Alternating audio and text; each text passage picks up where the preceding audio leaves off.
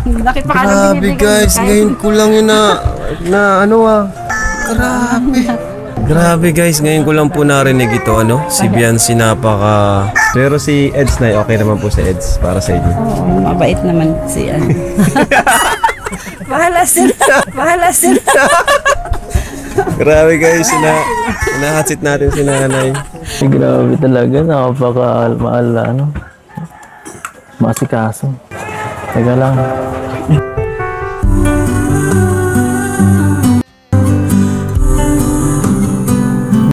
Kuya Tambo! Uy, Kuya Tambo! Hello, Kuya Tambo. Where's Kuya Tambo? Kuya Tambo. Kuya Tambo, shoutout. Kuya Tambo, shoutout! Oh my goodness, wow. Ang sweet nga ni Wifey Viancy dito sa hobby Eds niya. Grabe. Nag-asikaso nga siya dito ng food para sa hobby niya. So sweet naman. Tapos may nakakakilig nga na eksena dito. Naku po. Mapapatalo na nga lang po tayong lahat dito mga ka-Edsy sa di maipaliwanag na nakiliig. Oh my. Tapos may sinabi nga ang mama ni Viancy na kinagulat ni Kuya Rab. Ngayon lang nga ito nalaman ni Kuya Rab about nga ito kay Viancy. Yan po ang bibigyan natin ng reaction ngayon mga ka-Edsy na sana po ay samahan nyo ako hanggang matapos itong video. Bago po ang lahat ay wag po natin kalimutang suportahan palagi sina Kuya Val Santos Matubang, Ate Edna Vlogs, Idol Kalinga Prab at Ma'am Jackie Tapia Matubang. Pati na rin po sa lahat ng charity vloggers, Kalinga Pre-Actors, especially na po ang Karepa. Tinanong nga ni Kuya Rab dito ang mama ni Viancy kung di ba nahihirapan si Viancy sa schedule ng vlog. At ito nga ang naging sagot ng mama ni Viancy kay Kuya Rab. Ito po. Si Viancy naman po, kumusta naman po siya? Hindi naman po ba siya nahihirapan sa mga schedule namin kapag nagba-vlog po? Hindi naman po. Hindi naman. Kaya lang talagang pag may siya sa school, hindi talaga siya nakakasama. Oo nga May po. exam. Okay lang naman po yun. Ano naman po si Viancy, basta pwede siya, talagang pupunta po siya. Pag talagang yung mahatid ba ako, ihatid ako ni Kuya sa dahil yun, minsan nasa Tapos pag inaano po siya, bawa sinusundo siya ni Eds, okay lang naman po sa inyo. Nagpapaalam Tapos naman. hinahatid siya ni Edo dito. Nung isang araw nga, sinundo siya. Sabi, medyo mas, pa yung niya, sama yung pakiramdam. Butit na agapan ng gamot. Tapos yun nga, pagbalik ni binila naman siya ni Kuya Edwin ng gamot. Ay, grabe. Sabi ko, okay na. Basta free nga si Viancy, ay pumupunta po talaga si Viancy kapag may vlog at di naman po hahayaan ni Kuya Rab na maaapektuhan ang pag-aaral ng kanyang mga beneficiaries. Kaya kapag free ang beneficiaries niya, ay doon lang po si Kuya Rab mag-vlog. Nagulat nga si Kuya Rab kasi medyo masama pala ang pakiramdam ni Viancy nung isang araw pero pumunta pa rin ito at naging okay naman nga si Viancy kasi binilhan nga ito ng gamot ng hobby Eds niya. Napangiti nga ang mama ni Viancy dito. Oh my goodness, nakakakilig! At ito mga ka-Edsy, tinanong nga ni Kuya Rab kay nanay dito if okay ba si Papa Eds sa kanya at ito nga ang nakakakilig na sagot ng mama ni Viancy. Ito po.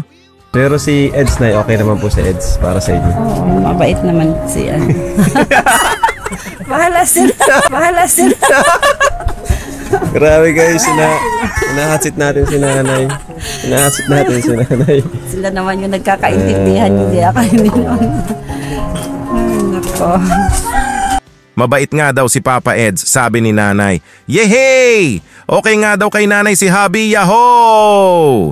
Bahala na nga daw ang Edsy kasi. Sila naman daw ang nagkakaintindihan. Oh my goodness, nakakakilig naman ito. Grabe! Na hot seat nga ni Kuya Rab si nanay dito.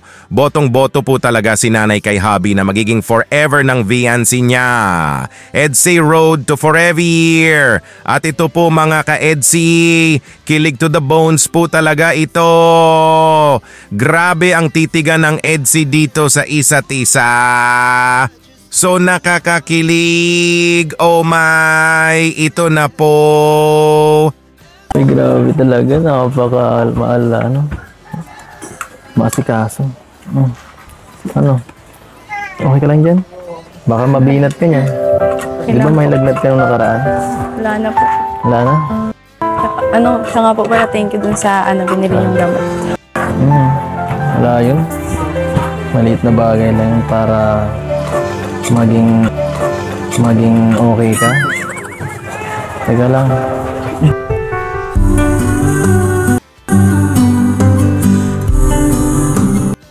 Grabe naman yung mga tinginan na yun, mga kalingap.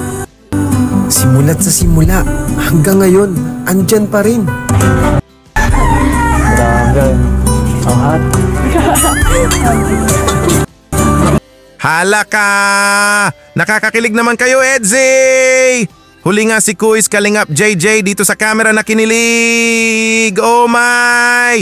Kilig to the bones! Pati nga si Kuya Rab ay super kinikilig. Nga din nang ini-edit niya ito. Napa-voice over nga si Kuya Rab sa kilig. Simula noon hanggang ngayon ay andyan pa rin nga daw ang nakakakilig na titig ng Edsy sa isa't isa. Naku po! Kilig na ako! Kuya Rab! Kilig to the bones! At ito po mga ka-Edsy, tinanong na nga ni Kuya Rab si Nanay dito if wala bang nagbago kay Viancy. Ito nga ang sagot ni Nanay about dyan. Ito po. Wala naman So, tayong dapat. okay naman po si Viancy ngayon, okay. Okay. Sa mga dati po, wala naman po nagbago sa kanya kung ano siya dati. Wala naman. Na ngayon ay, siyempre marami sumusuporta. Yung pag napunta kami sa daid, minsan, yung mga pag may nakikita siyang pulubi, hanggang tingin na lang siya. Kasi wala naman kaming maibigay, parehas din kami naghihirap. Ngayon, pag may mga kakasalubong siya, Nabigay bibigyan siya, na. wow! Nakipakalang Grabe guys, ngayon ko lang yun na Minsan, bina-orderan niya ng pagkain. Grabe! Kaya sa'yo, nabibigla na lang ako, para kanino yan? Mama o sa matanda. Grabe guys, ngayon ko lang po narinig ito, si Viancy napaka humble. Wala siyang sinasabi sa atin na tumutulong siya, sarili niyang pera, Ngayon nga lang nalaman ni Kuya Rab ang lahat ng ito. Grabe nga ang naging reaction ni Kuya Rab nang marinig niya ito mula kay Nanay. Isang may napakamabuting puso po talaga ang isang Viancy. May pusong kalingap po talaga si Viancy. Napaka-humble na di po talaga nagbabago simula nang nakilala siya ng Team Kalingap. Mga blessings na natatanggap niya ay sinishare niya din sa iba na mas nangangailangan, kaya grabe po talaga ang reaksyon ni Kuya Rab nang malaman niya ito.